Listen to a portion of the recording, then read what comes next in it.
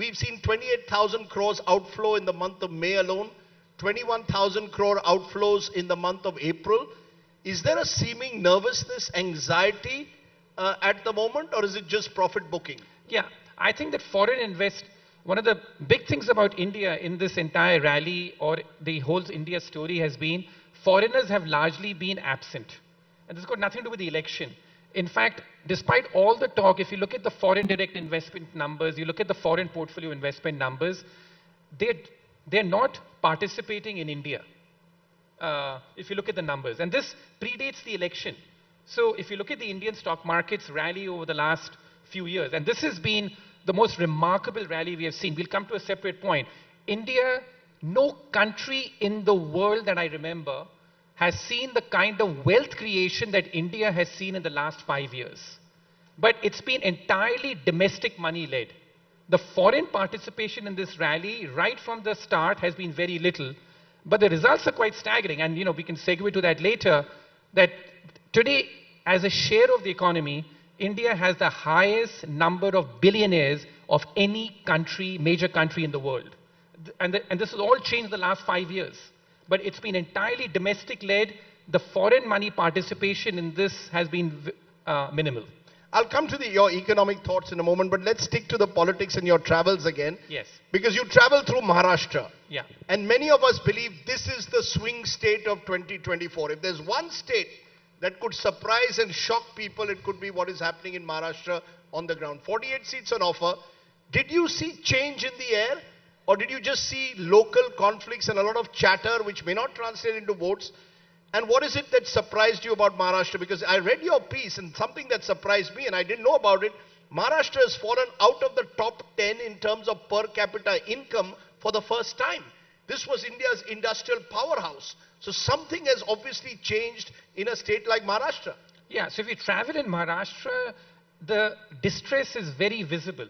We arguably traveled in the Marathwada region, but the data sort of backed it up. Whenever I'm traveling on these trips, I always have my research people at the back end, trying to churn out data for us. So look at the state rankings of India. Maharashtra at one point in time used to be the second richest state of this country. Today, Maharashtra has fallen out of the top 10. And a lot of the decline has happened in the last 10 to 15 years.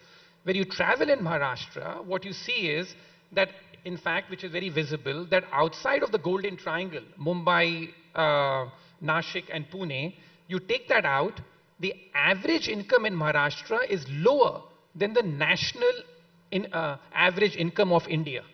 So, and it's been a big decline of Maharashtra. So that we saw, and we drove through places like Beed and stuff on this election trip, and the distress is visible. The quality of roads is very different in Maharashtra compared to Karnataka. The previous state we had done an election trip for was Karnataka.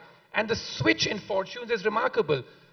No state in India has seen a rise in its per capita income like Karnataka has seen in the last 10 to 15 years.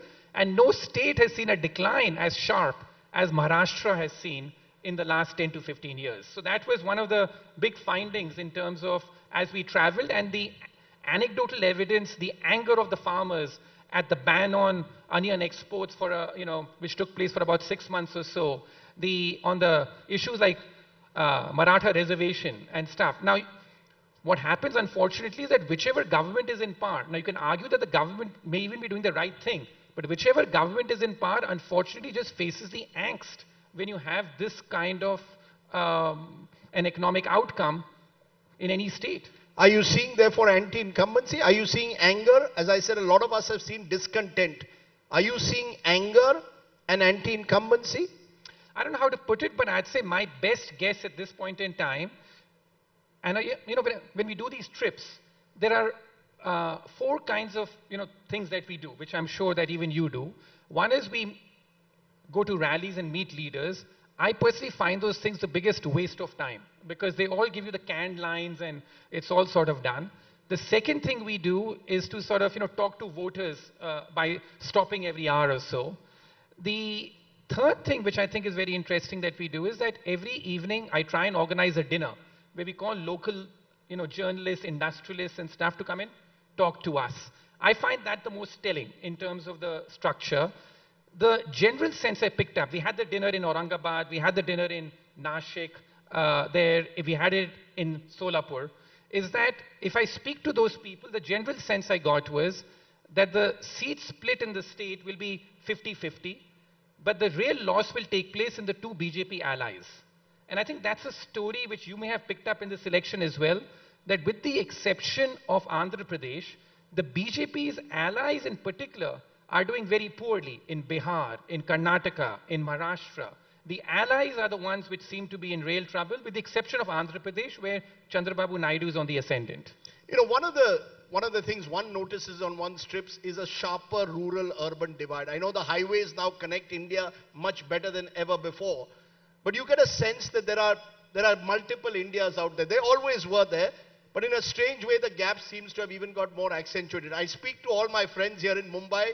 Many of them are investors in the market, and they desperately want a big Modi win because they believe that's the only way the markets will consolidate and take off. Then you speak to someone in rural India, and he or she is only worried about water, about basic livelihood issues, and the 5-kilo free ration matters a lot to them. Are you seeing the emergence through all your travels over the years now of increasingly distinct, disparate Indias where the gap is actually growing, inequalities are actually widening? Well, that gap has always been there, but as I said, in the post-COVID India in particular, and the data backs this up, the gap has really widened in terms of what's happened. Now, of course, the good thing is, which the Modi government has been able to do, is that they gave a lot of freebies, you know, food grains, free rations and stuff like that. And the delivery mechanism has improved a lot. Because they get so much of money through direct transfers and stuff, the scope for leakage has gone down.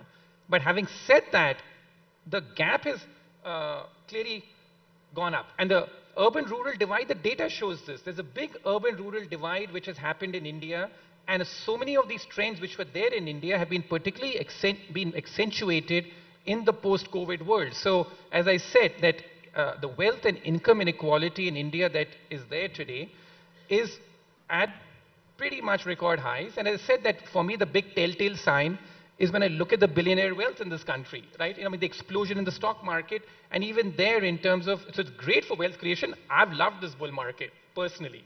But when you go out there, you see that, yeah, this is a big factor.